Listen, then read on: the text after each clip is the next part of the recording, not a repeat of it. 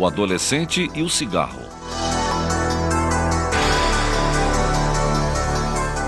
O consumo de tabaco começa principalmente na adolescência. A curiosidade pelo produto, a imitação do comportamento adulto, a necessidade de autoafirmação e pais fumantes são os principais fatores que favorecem o tabagismo entre os jovens. 90% dos fumantes começam a fumar antes dos 19 anos de idade, segundo a Organização Mundial de Saúde. Homens que fumam vivem, em média, 13 anos a menos. Já as mulheres, a expectativa de vida diminui em 14 anos. O cigarro contém aproximadamente 4.720 substâncias tóxicas nocivas à saúde. As mais conhecidas são a nicotina e o alcatrão. O alcatrão é composto por mais de 40 substâncias comprovadamente cancerígenas, formado a partir da combustão dos derivados do tabaco, entre elas resíduos de agrotóxicos, substâncias radioativas e até o fósforo P4P6, que é uma substância usada para veneno de rato. A nicotina é considerada pela Organização Mundial da Saúde uma droga que causa dependência. A nicotina age no sistema nervoso central como a cocaína, por isso o tabagismo é classificado como doença. Além disso, a nicotina causa vasoconstrição, acelerando a frequência cardíaca, causando hipertensão arterial.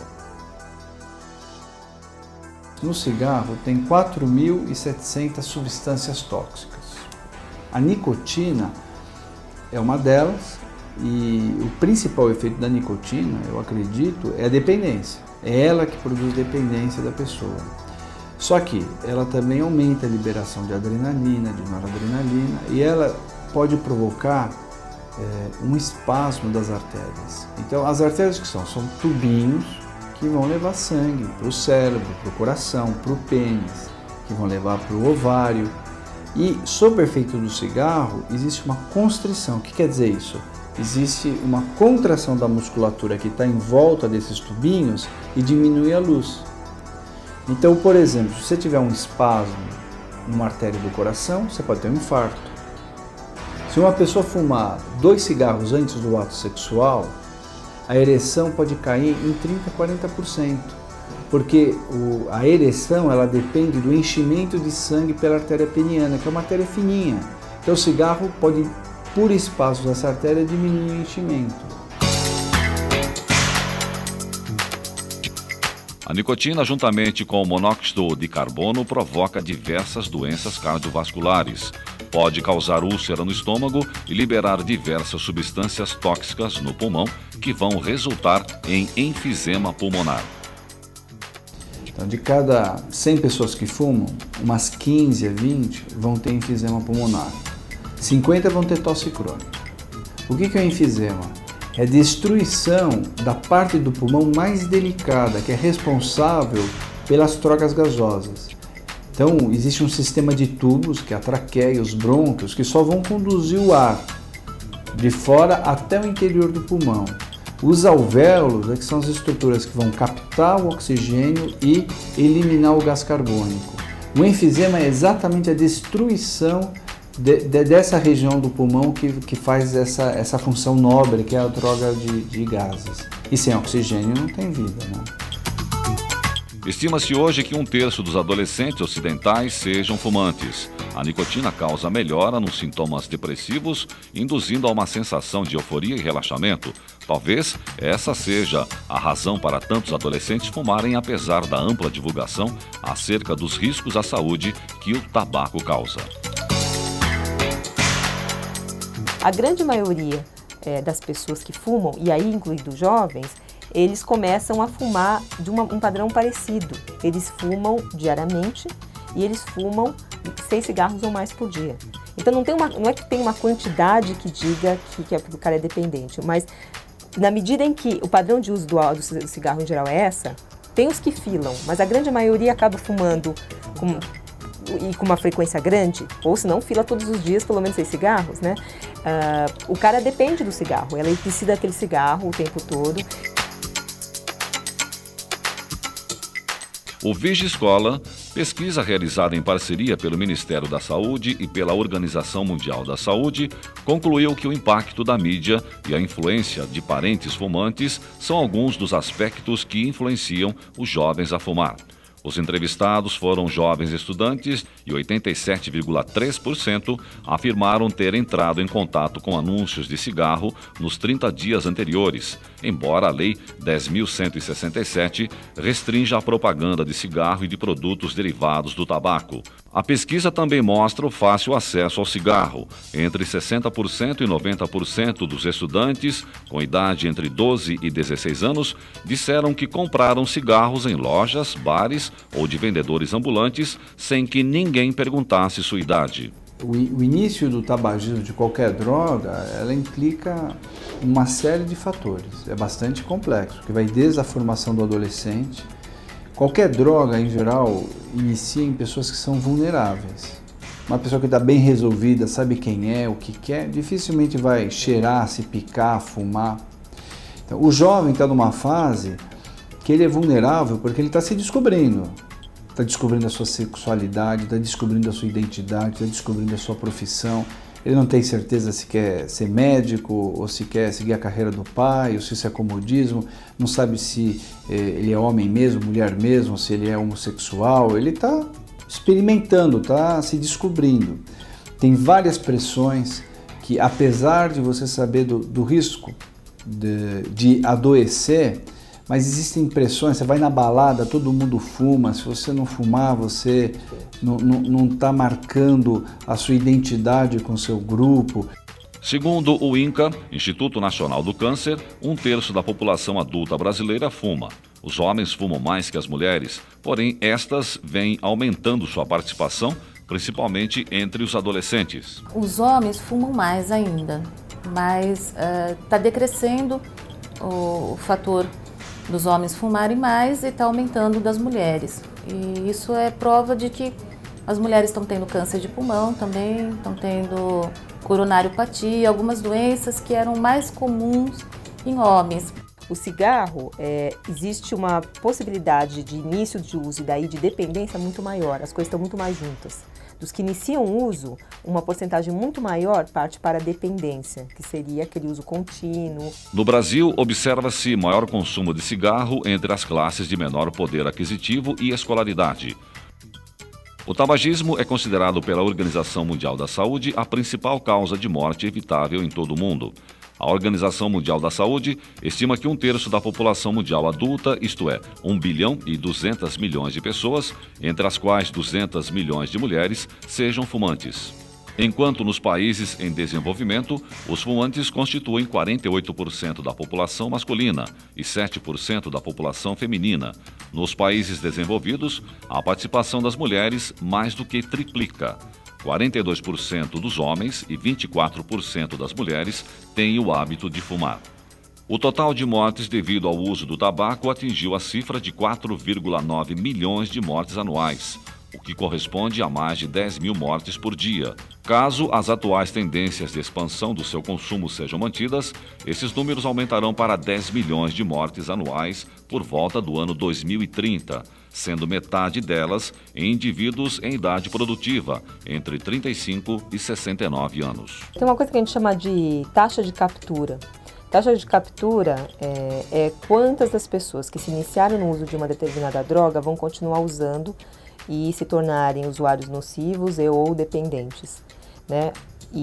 Ou seja, é uma porcentagem importante a gente pensar nisso. Em geral, quando a gente pergunta qual que é a droga com maior taxa de captura, as pessoas já pensam imediatamente em heroína, né? Das pessoas que iniciam a usar, quantas delas vão se tornar dependentes. A verdade é que o cigarro é a com maior taxa de captura.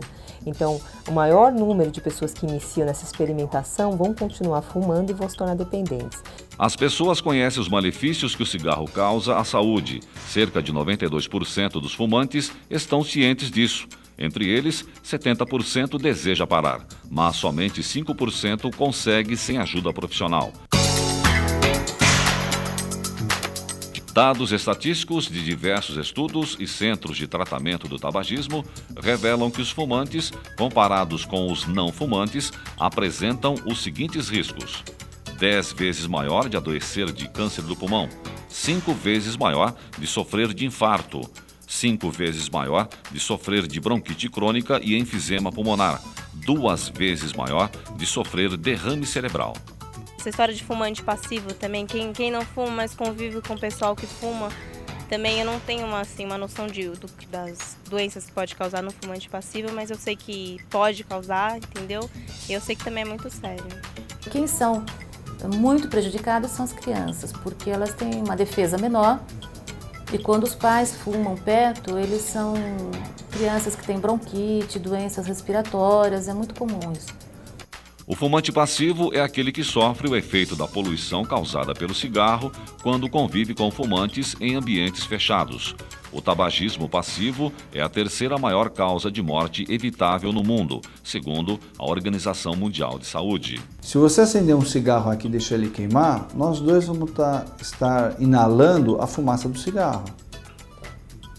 Então vem monóxido de carbono, vem arsênico, vem para nós dois. É lógico que quando você traga ativamente, vai muito mais fumaça para dentro de você. É um problema sério, por exemplo, para quem trabalha em bar.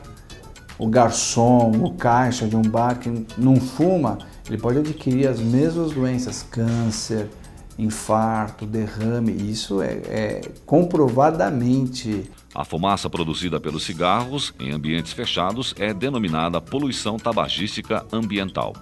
O ar poluído contém, em média, 3 vezes mais nicotina, 3 vezes mais monóxido de carbono e até 50 vezes mais substâncias cancerígenas do que a fumaça que entra pela boca do fumante depois de passar pelo filtro do cigarro, segundo dados do Instituto Nacional do Câncer.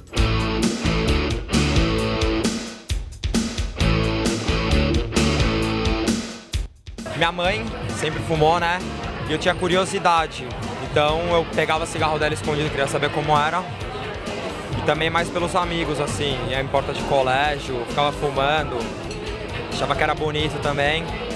Aí nisso já, quando eu vi, já tava viciado, já fumando pra caramba, já um atrás do outro, já, e depois até hoje, 5 anos aí fumando. É porque como todo mundo fumava, eu achei que era um negócio da hora, assim, entendeu? Mas nem é. Comecei a fumar, assim, influenciado pela convivência na escola, com 13, 14 anos de idade e tal. O hábito, né, da molecada naquela época me favoreceu. Não que agrada, entendeu? Mas ele, a partir do momento que você tá viciado, né, ele suporta o vício, entendeu? Você fumando se sente melhor, você tá no momento assim que está um pouco nervoso, você fuma, você acaba segurando um pouco a barra. Assim, quando eu paro de fumar, eu me sinto mais vontade de fazer as coisas, tipo, mais pique. Até o fôlego melhora bastante. Mas se eu quiser parar, eu paro, eu acho. Por isso que eu quero parar, mas eu não consigo. Eu também, não é que eu não consigo, eu não tenho tanta força de vontade, sabe? Mas eu tenho consciência do que vai acontecer comigo, mas ao mesmo tempo eu não tenho, entendeu? E eu tenho vontade, porque eu sei que vai me prejudicar isso. Hoje em dia existe uma coisa que está começando aqui no Brasil, eu acho, mas que está muito forte, que diz assim, você é responsável pela sua saúde. Não é assim? Você é aquilo que você come, você é aquilo que você bebe. Então, você que tem que ir atrás. Eu cheguei a um ponto de fumar uma carteira de cigarro a cada 5 horas. E eu fiz as contas, dava mais ou menos um cigarro a cada 15 minutos. E realmente estava instalada a dependência do cigarro. O tabagismo é responsável por mais de 200 mil mortes por ano no Brasil. Ele também pode causar impotência sexual no homem, complicações na gravidez, aneurismas arteriais, úlcera no aparelho digestivo, infecções respiratórias e trombose vascular. Para o jovem é difícil achar ajuda. Tanto para o seu encontro da sua identidade sexual, da sua profissão. E às vezes ele quer parar de fumar, ele tem vergonha de assumir que ele quer parar de fumar e ele tem dificuldades. Para isso tem ajuda. Tem ajuda no SUS, tem ajuda em serviços particulares. Mas existe ajuda que pode fazer com que a pessoa pare de fumar sem tanto sofrimento, onde ela se sinta capaz, né, com esforço ordenado, planejado, com suporte emocional, psicológico, às vezes nutricional para não engordar, para ela ter sucesso nesse projeto.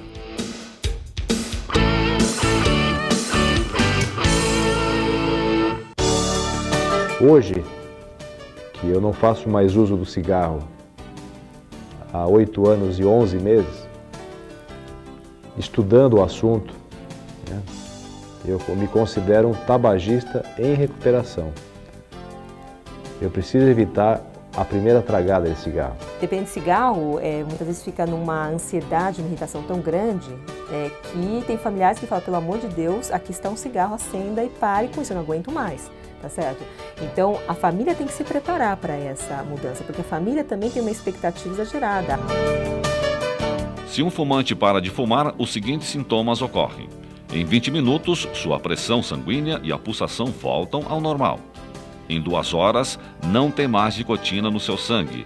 Após 8 horas, o nível de oxigênio no sangue se normaliza. Após 2 dias, o seu paladar volta a perceber melhor os sabores e o olfato se normaliza.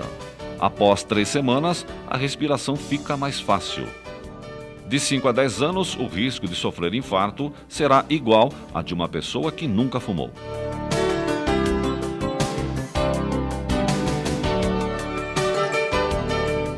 De alguns anos para cá, o câncer que mais mata mulheres é o câncer de pulmão nos Estados Unidos e está se tornando isso no Brasil.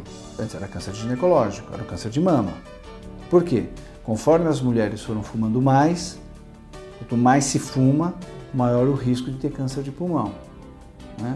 Só que câncer de útero é mais comum também em mulher. Câncer de bexiga, homem também tem bexiga, também tem em mulher, então os dois vão ter. Quem parar de fumar vai sentir a crise de abstinência, que é passageira. Os sintomas são irritabilidade, depressão, vontade intensa de fumar, insônia, aumento de apetite, dor de cabeça.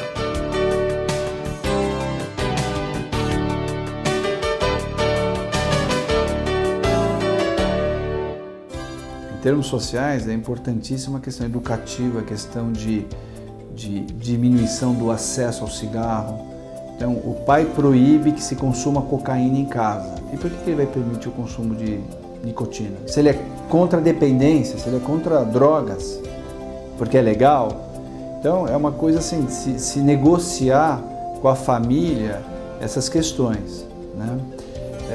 Do próprio homem da padaria que vende o cigarro, ele percebe que quando ele vende o cigarro, ele está tendo lucro sobre o prejuízo de uma pessoa. A pessoa está gastando dinheiro que ela podia comprar leite e cigarro, uma coisa que ela pode desenvolver uma doença. Quer dizer, será que vale a pena ganhar dinheiro desse jeito? Será que ele se sente nobre desse jeito? E mesma coisa o adolescente, ele começar a mudar o conceito. O hálito fica ruim, o beijo é ruim, a pessoa suja, ela é ecologicamente incorreta, porque para a feitura do cigarro é preciso destruir florestas. Embora os sintomas sejam incômodos, existem estratégias que os fumantes podem adotar para contorná-los e obter êxito. Agora vão algumas dicas. Quando sentir vontade de fumar, escove os dentes, masque chicletes sem açúcar, coma uma fruta ou beba água gelada. Mantenha-se ocupado. Saiba que a vontade dura alguns minutos e que vai passar. Mudar hábitos que levam a fumar é importante. Evite pessoas e situações que induzam a fumar. Acredite, essas estratégias funcionam. É importante saber que a tosse pode piorar um pouco antes de melhorar. É um bom sinal. Os pulmões estão funcionando melhor e ficando mais limpos. Os sintomas ruins após a parada de fumar são piores na primeira semana, mas depois melhoram e desaparecem em 3 semanas.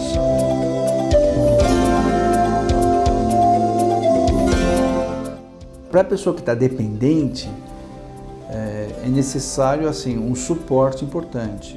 Tem 2 tipos de suporte que podem ser feitos. Um é orientações comportamentais. Então ela vai exigir da pessoa que queira parar de fumar, marcar uma data, a partir desse dia não fumar mais nada, aí ela vai enfrentar sintomas de abstinência. Ela vai ter uma irritação, ela vai perder concentração, ela vai perder a sensação de relaxamento, ela vai ficar mais estressada, ela pode ter alterações de sono para mais ou para menos, ela pode ter alterações de apetite, tudo isso pela falta da nicotina. A recaída é normal, não desanime por causa disso. A maioria dos fumantes faz de 3 a 4 tentativas até conseguir parar definitivamente.